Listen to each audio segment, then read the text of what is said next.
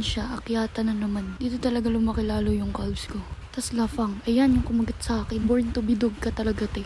Tas after ng New Year, yung mga kapatid kong dalawa umalis na umuwi ng Bulacan. Syempre, nagsabay-sabay kami, magkakapatid kami. Kundi akyatan, babaan, syempre. Tira pa mo sa bundok.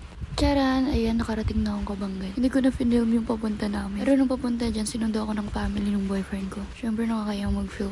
Tsaka sobrang spontaneous lang ng film na to. Wala talaga akong balak na i-edit ng ganito. Pero ayan nga, gabi na kami nakarating that day. This is my first morning here. Grabe ang atake ko dyan. Tapos nung umaga na yun, inaya ko yung boyfriend ko, punta kami ng dagat. After namin mag-breakfast, kasi sabi ko sa kanya, gusto kong makita yung dagat. Tapos ayun naman, your wish is my command daw. Charot. Tapos ayun, nandito nga pala kami sa Piero. It's located in Cabangan, Zambales. At yun yung boyfriend ko. Disclaimer lang guys, hindi totoong tattoo yun ha. Sa mga oras na yan, ang lakas ng alon. Nakakatakot. Tapos nung naligo kami, girl, nagsibing ako, tinakay ko ng alon. Tumambling ako, buti wala nakakita.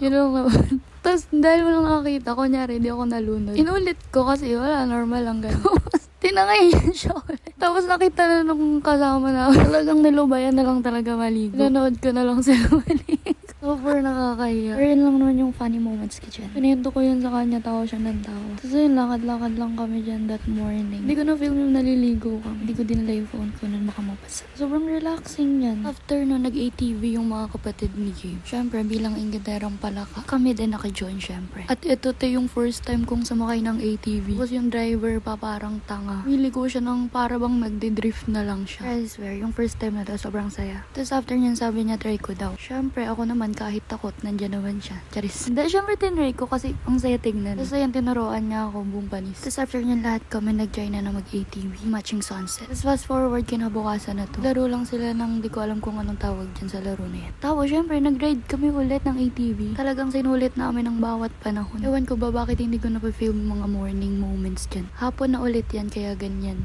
Tapos ayun, sinusundan lang namin mga kasama namin dyan. Tapos may nasalubong kaming artista na gagalit. Joke lang tatay niya yan. Tapos sinasabi lang ako pagpalit daw ng 18. Tapos nagbago din isip kasi daw angkas lang naman daw. Tapos ayun, nag-ride na lang kami ulit. Tapos may mga kasama kaming nasa dulo. Nasira yung ATV nila. Kaya pinunta namin sila. Safe naman sila. Tapos ito na ang last day namin here in Piero. Sobrang ganda talaga dito guys. At sa sobrang ganda at saya, sobrang bilis lang ng 4 days sa akin dyan. Tsaka wala masyadong tao. Kaya ayan, nakakapag-slay pa ako dyan. Tapos nag-lunch lang kami sa tapat ng beach. And then after nun, umuwi na kami. Tapos nagpaalaman na sa isa't isa kasi iba-iba yung ride ng kapatid niya. And then dumaan man kami dito sa Brutasan. Mga ilang minutes din kami stop dito. Sabi ko sa boyfriend ko, uy, kamukha mo artista. Tapos tinignan niya, sabi niya, ay oo nga. Bigla niya na-realize natin niya pa. Yan lang naman guys. Thank you for watching. See you next time.